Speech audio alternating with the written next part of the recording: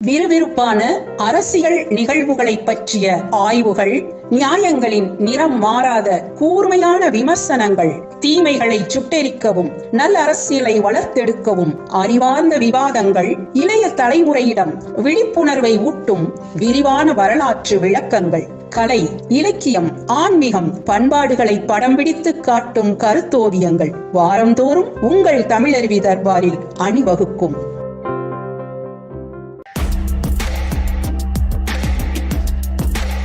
என்ன நண்பா, புரட்டாசி மாசம் ஆரம்பிச்சிருச்சு. ஆமா, வழக்கமா திருப்பதி போவியே, இந்த வருஷம் போகலையா?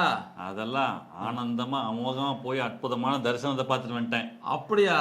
அதெல்லாம் சரி. லட்டங்க எப்பா அது இனிப்பா கொழுப்பான்னு தெரியலப்பா. அந்த குழப்பத்திலேயே மலையில இருந்து இறங்கி வந்துட்டேன். உன் குழப்பத்துக்கு நான் சொல்றேன் என் விளக்கம். சொல்லுப்பா. இப்ப நம்ம சந்திரபாபு நாயுடு ஆட்சிக்கு வந்து 100 நாள் ஆச்சு இல்லையா?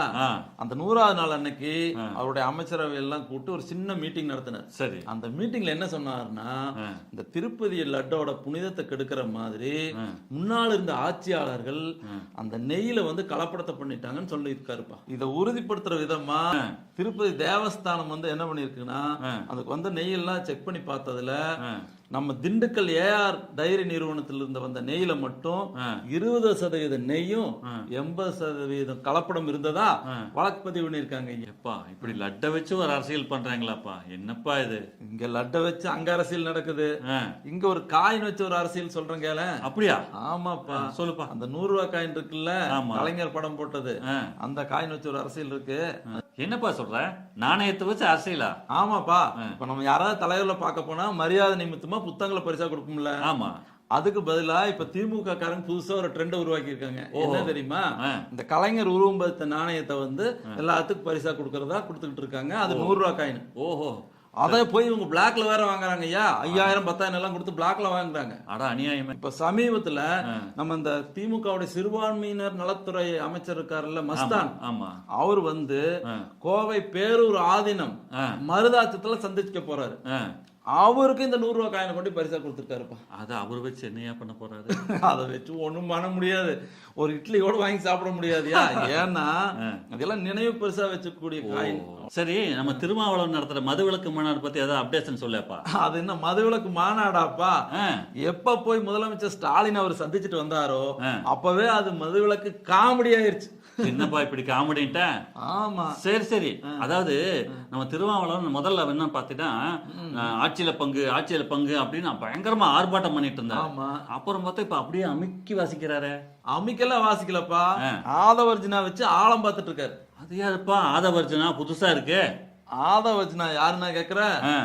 அவர் நம்ம விசிக கட்சியினுடைய மாநில துணை பொதுச் செயலாளர். ஓஹோ. மற்றும் மார்டின் இருக்கார்ல, லாட்டரி அதிபர், அவருடைய மருமகன். ஓஹோ. இவரு நம்ம 2024 எம்பி தேர்தல் நடந்துச்சுல்ல, அதுக்கு கொஞ்ச நாளைக்கு முன்னாடிதான் விசிகால வந்து சேர்றாரு. சரி. சேர்ந்த உடனே மாநில துணை பொதுச் செயலாளர் பதவி. அது எப்படிப்பா?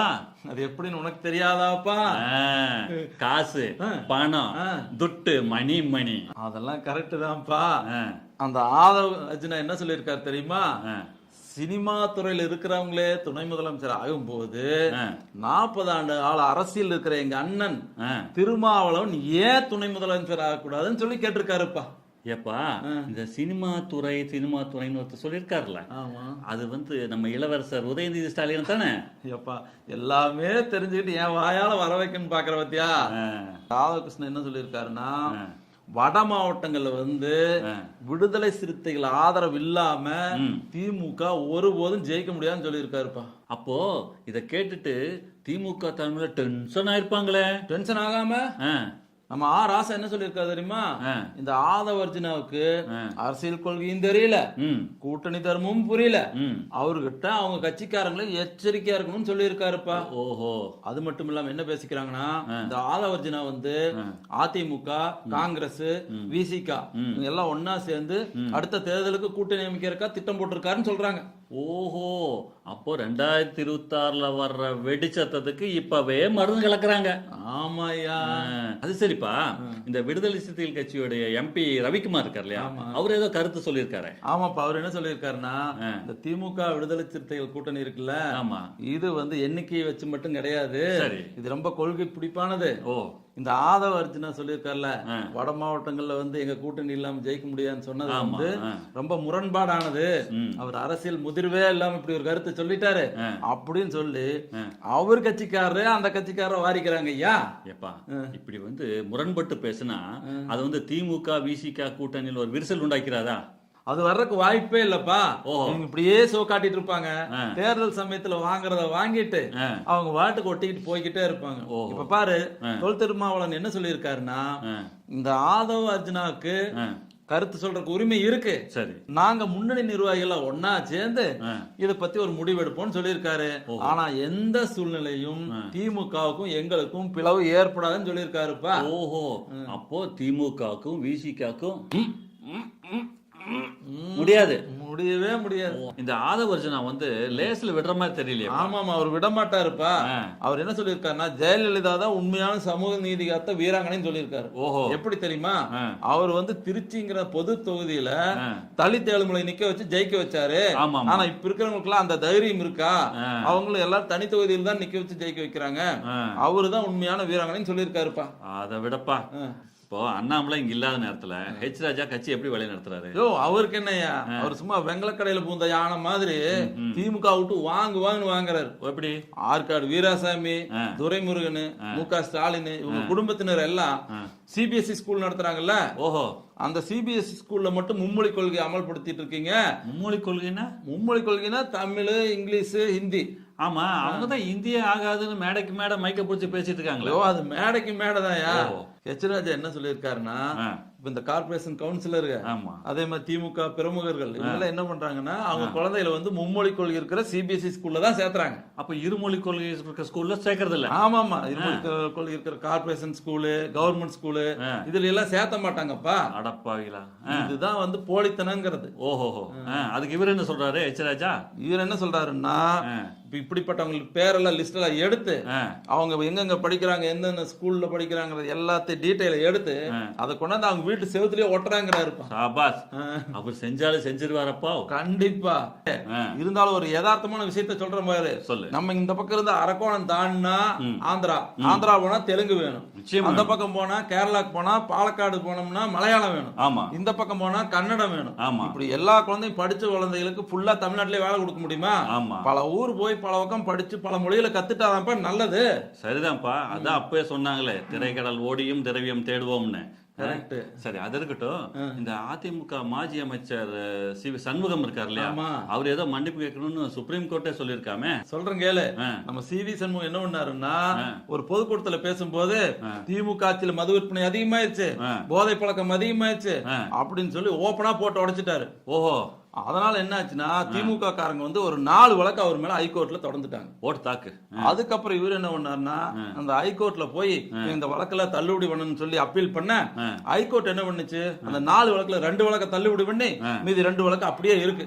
ஓஹோ, இதுக்காக என்ன பண்ணாருன்னா, சுப்ரீம் கோர்ட் போய் மேல்முறையீடு பண்ணி, ஐயா அந்த 2 வழக்கையும் எனக்கு தள்ளுபடி பண்ணணும்னு சொல்லி சி.வி. சண்முகம் சொல்ல, அதுக்கு சுப்ரீம் கோர்ட் என்னப்பா சொல்லுச்சு? சுப்ரீம் கோர்ட் என்ன சொல்லுச்சுன்னா, நீங்க நிபந்தனையற்ற மன்னிப்பு கேட்கணும், அது கூட பிரமாண பத்திரம் ஒண்ணு எழுதி கொடுக்கணும்னு சொல்லி தெளிவா சொல்லிருச்சு. இதுதான்ப்பா அந்த விஷயம். அப்பா, நீ இந்த டெல்லின்னு சொன்னு எனக்கு இன்னொரு ஞாபகம் வருது. டெல்லியில கூட ஏதோ ஒரு பணிவு பன்னீர்செல்வம் இன்னொருத்தங்க இருக்காங்களாமே. அதுவா? ஓ, நீ இந்த அதிசி சொல்ற? அதேதான். இப்ப டெல்லியில அரவிந்த் கெஜ்ரிவால் மீது வழக்கு இருக்கு. சரி, அதனால என்னாச்சுன்னா அவருடைய இடத்துக்கு அதிசிங்கிறவங்க முதலமைச்சரா வர்றாங்க. ஓ, இப்ப என்ன பண்றாங்கன்னா, அரவிந்த் கெஜ்ரிவால் உட்கார்ந்து அந்த நாக்காளி விட்டுட்டு அதுக்கு பக்கத்திலே இன்னொரு நாக்காளி போட்டு அதுலதான் நான் பதவி ஏற்பேன், அவர் நாக்காளியில் நான் உட்கார மாட்டேன்னு சொல்லி இவர் உட்கார்ந்து இருக்காங்கப்பா. இத பார்த்தா உனக்கு என்ன ஞாபகத்துக்கு வருது? ஞாபகம் வராமலையா? ஞாபகம் வருதே, ஞாபகம் வருதே, ஞாபகம் வருதே, பன்னீர்செல்வம் முதல்வராய் இருந்த அந்த நாட்களும் ஞாபகம் வருதே. யோ, பாட்டெல்லாம் சூப்பரா படிக்கிறியா? இந்த திமுக மாநாட்டுல துரைமுருகன் எதையோ போட்டு உடைச்சிருக்காரமே, என்ன அது?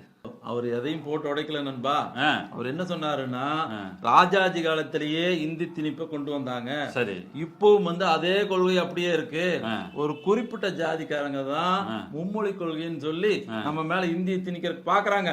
அதனால நம்ம பகை இன்னும் தீரல. இந்த இருமொழி கொள்கை போராட்டத்தை இனிமே மறுபடியும் கையில் எடுத்து போராடணும்னு சொல்லி இருக்காருப்பா.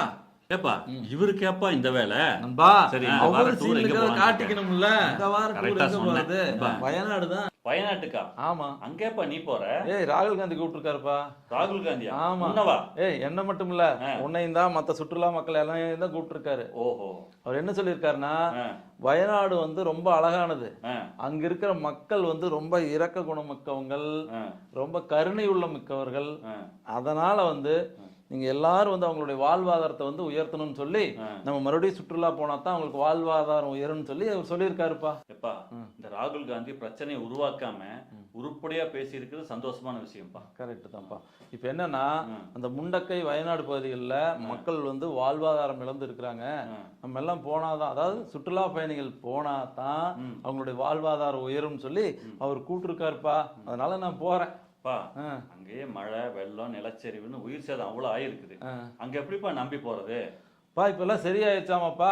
எல்லாமே சரியாயி பழையபடி சுற்றுலா பயணிகள் எல்லாரும் வர்ற அளவுக்கு இருக்குது. அதனால எல்லாரும் நம்பிக்கையோட வாங்கப்பான்னு அவர் சொல்லியிருக்காருப்பா.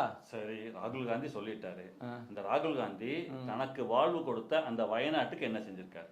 அவர் என்ன பண்ணிருக்காருன்னா, தன்னுடைய 1 மாச சம்பளம் 2,30,000 ரூபாய் இருக்குல்ல, அதை வந்து அப்படியே வந்து அவங்களுடைய மறுவாழ்வுக்காக கொடுத்துட்டாருப்பா. இந்த ஒரே நாடு ஒரே தேர்தல் திட்டத்தை பத்தி கொஞ்சம் சொல்ல. இப்ப மோடி என்ன பண்ணிருக்காருன்னா, பாராளுமன்றத்துக்கு, சட்டமன்றத்துக்கு, மாநகராட்சி, இது மாதிரி இருக்கிற உள்ளாட்சி அமைப்புகளுக்கு எல்லாத்துக்கும் சேர்ந்து ஒரே சமயத்துல தேர்தல் நடத்த முடியறதுக்கு என்ன சாத்தியக்கூறு இருக்கு அப்படின்னு பாக்குறதுக்காக நமது முன்னாள் ஜனாதிபதி ராம்நாத் கோவிந்த் இருக்காருல்ல, அவர் தலைமையில ஒரு குழு அமைச்சிருக்காருப்பா. அந்த குழு என்னப்பா பண்ணுச்சு? அந்த குழு பலதரப்பட்ட மக்களுடைய போய் கருத்துக்கள், ஆலோசனை எல்லாம் வாங்கி அதை வந்து ஒரு அறிக்கையா தயார் பண்ணி போன மார்ச் மாசமே பாராளுமன்றத்தில் கொண்டு சமர்ப்பிச்சுட்டாங்க. சரி, மோடி தலைமையிலான மத்திய அமைச்சர் அதை ஏத்துக்கிட்டாங்களா? ஏத்துக்கிட்டாங்கப்பா. வர குளிர்கால தொடர் இருக்குல்ல, டிசம்பர் மாசம். ஆமா. அப்ப இது வந்து மசோதாவா தாக்கல் பண்ணுவாங்கன்னு நினைக்கிறேன். மோடி தலைமையிலான அமைச்சரவை அதை ஏத்துக்கும். சரி, ஆனா எதிர்கட்சி ஏத்துக்குவாங்களா? எதிர்கட்சியில எப்படிப்பா ஏத்துக்குவாங்க? அதுல இந்த திமுக சுத்தமா அதை ஏத்துக்கவே இல்லை. ஏன்னா இது மாநிலத்தினுடைய உரிமைகளை வந்து படிப்படியா பறிக்கிற திட்டம். இதை சுத்தமா அனுமதிக்க மாட்டோம், இந்த பாஜக எண்ணம் நிறைவேறாது அப்படின்னு சொல்லி கனிமொழியே சொல்லிட்டாங்கப்பா. கனிமொழி சொல்றது கொஞ்சம் நியாயம் இருக்குமாதான்ப்படுது. நியாயத்தை கொண்டு உடப்பத்துல போடு. நியாயமாம் நியாயம். கருணாநிதியா வந்து ஏத்துக்கிட்டாராமா. என்னப்பா சொல்ற? இந்த திட்டத்தை கருணாநிதி ஆதரிச்சிருக்காரா? ஆமாப்பா. அவருடைய நெஞ்சுக்கு நீதி புத்தகத்திலேயே குறிப்பிட்டிருக்காரு. அதனுடைய 273ஆம் பக்கத்துல எடுத்து பார்த்தீங்கன்னா, 1971ஆம் ஆண்டு ஜனவரி மாசம் 5ஆம் தேதி இந்த சட்டசபையை வந்து கலைக்கிறதுக்காக கவர்னர்கிட்ட இந்த அமைச்சரவை வந்து பரிந்துரை செஞ்சிருக்கு. அதை ஏத்துக்கிட்டு கவர்னர் வந்து இந்த சட்டசபையை கலைக்கிறதுக்கு உத்தரவிட்டு இருக்காரு. இத பத்தின விளக்கத்துல அவர் என்ன சொல்றாருன்னா, பொதுமக்களுடைய நலன் கருதியும் பாராளுமன்ற சட்டமன்ற தேர்தல் ஒரே சமயத்தில் நடக்கும்னு சொல்லியும் இந்த பொதுக்குழு செயற்குழு எல்லா உறுப்பினர்களையும் கலந்து ஆலோசிச்சுதான் இந்த முடிவு எடுத்திருக்கிறோம். இது மக்களுடைய நலன் கருதின்னு சொல்லி கருணாநிதியே சொல்லியிருக்காருப்பா. ஆனா இந்த நெஞ்சுக்கு நீதி எல்லாம் வந்து இப்ப இருக்க திமுக காரங்க யாருப்பா படிக்க போறாங்க? சரி, அதை விட இலங்கையில 2019ல 3% ஓட்டு வாங்கின ஒருத்தர் இப்ப 30% வாங்கி ஜெயிச்சிருக்காராமே, அதை பத்தி கொஞ்சம் சொல்ல. கரெக்டுப்பா. இப்ப இலங்கையில வந்து புதிய அதிபர் வந்து அனுரா குமார திசநாயக்கே. அவர் வந்து கம்யூனிஸ்ட் சித்தாந்தத்தை பேஸ் பண்ணி வந்தவர். சரி, அவருடைய ஆட்சி கம்யூனிஸ்டமா நடக்குமா இல்ல புத்த மத அடிப்படையில் நடக்குமான்னு ஒரே அங்க ஆர்குமெண்ட் போயிட்டு இருக்கு. அதெல்லாம் விடுப்பா. இப்ப இலங்கை என்னன்னா, சில இடங்கள்ல வந்து சீனாவை நம்பி இருக்கு, சில இடங்களுக்கு வந்து இந்தியாவை நம்பி இருக்கு. இந்த மாதிரி பொருளாதார பிரச்சனைகள் நடந்துட்டு இருக்கு. இதெல்லாம் ஒரு பக்கம் இருந்தாலும் நம்முடைய வேண்டுகோள் என்னன்னா, இவருடைய பீரியட்லயாவது இந்த தமிழக மீனவர்களுக்கு வந்து ஒரு விடுவு காலம் வரணுமாப்பா. ஏப்பா, இந்த சென்னை கார்பரேஷன்ல மேயர் ஆபீஸ்ல ஏதோ பிரச்சனையாமே? ஆமாப்பா, அது ஒரு சின்ன பிரச்சனை. ஒண்ணும் இல்ல, நம்ம இந்த பிரியா இருக்காங்கல்ல மேயர், ஆமா, அவங்க வந்து வழக்கமா லிப்ஸ்டிக் மேக்கப் எல்லாம் போட்டு வருவாங்க, நீயும் பாத்துருப்ப. ஆமா ஆமா. அவங்களுக்கு கீழே வேலை பாக்குறாங்களா தபேதாரு, அவங்களும் அதே மாதிரி கலர்ல லிப்ஸ்டிக் போட்டு வர, இத வந்து பிரியாவோட உதவியாளர் போய் இந்த மாதிரி போட்டு வரக்கூடாதுன்னு சொல்லியிருக்காங்க. சரி, இவங்க கேட்காம தொடர்ந்து போட்டு வர, இப்ப என்னாச்சு, அவங்கள தூக்கி டிரான்ஸ்பர் போட்டாங்கப்பா. 70 கிலோமீட்டருக்கு அந்த பக்கம் மணலில. அடப்பாம, லிப்ஸ்டிக் வந்த கொடுமை பாரு. வரைக்கும் நிறைய விஷயங்களை சொன்னேன். ஆனா காதுக்கு இனிமையா நல்ல விஷயம் ஏதாவது சொல்ல. நல்ல விஷயம் என்ன, இந்த காமராஜர் மக்கள் கட்சி சார்பில் கடந்த வாரம் மதுரையில் ஒரு ஆர்ப்பாட்டம் பண்ணாங்க. எதுக்கு தெரியுமா? தென் மாவட்டங்களுடைய வளர்ச்சி முக்கியம், அங்க வந்து வளர்ச்சி குறைவா இருக்கு, தொழில் வரணும், அதே மாதிரி நீர்ப்பாசனத்தை கரெக்டா பண்ணணும் அப்படிங்கறக்காக வேண்டி ஒரு பெரிய ஆர்ப்பாட்டம் நடத்தினாங்கப்பா. அதுல நிறைய பேர் கலந்துக்கிட்டாங்க. அது ஒரு நல்ல வெற்றிகரமான முன்னெடுப்பு. இது தொடர்ந்து இதே மாதிரி காமராஜர் மக்கள் கட்சி வந்து நல்ல விஷயங்களுக்காக போராடிட்டு வர்றாங்கப்பா. இது மாதிரி எதிர்மறையா இல்லாம அவங்க ஒரு நேர்மறை அரசியல் நடத்திட்டு வர்றாங்க. இதுதான் நல்ல விஷயம். இதுக்கு மேல உனக்கு என்ன வேணும்? ஏதோ நாட்டுக்கு நல்லது நடந்தா சரிப்பா.